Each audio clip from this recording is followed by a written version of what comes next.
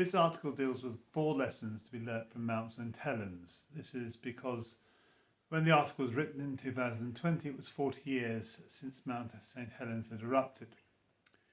And the 4 lessons were that the log mats on Spirit Lake produced an effect that was similar to what we see in coal formation. So it looked like coal formation could be seen to be a byproduct of the worldwide flood and the great log mats that had been generated by that catastrophe.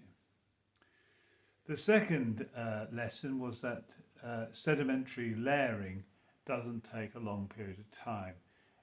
The results of the Mount St Helens and the various catastrophes that took place subsequent to the volcanic eruption of 1980 show that layering of sedimentary rocks is actually a natural byproduct of catastrophic processes, and it doesn't require annual layers as was originally thought, but it can all be produced in one catastrophe.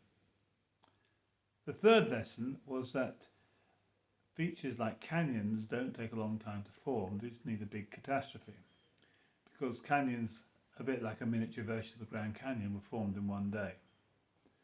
And these features were features we hadn't expected to see, or weren't sure what we'd expect to see until Mount St Helens erupted.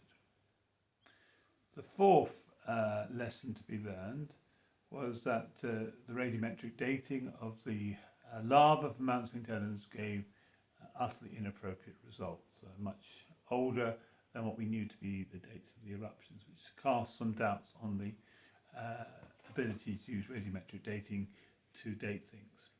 There's a lot more on that over a lot of other aspects of radiometric dating, and that requires a bit more study, but it was consistent with a pattern that has been observed, that radiometric dating isn't as accurate as it's sometimes said to be.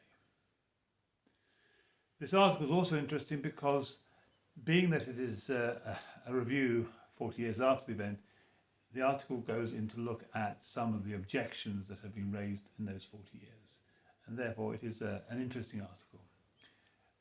I find Mount St Helens to be of interest to myself because it was the particular event that confirmed to me that the Creation Society's understanding of the effect of the worldwide flood was in fact accurate, because all their predictions were verified in the, a lot of their major predictions were verified in the volcanic eruption of Mount St Helens.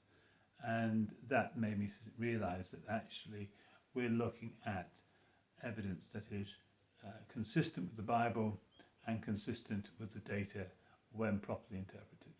Well, thank you for listening.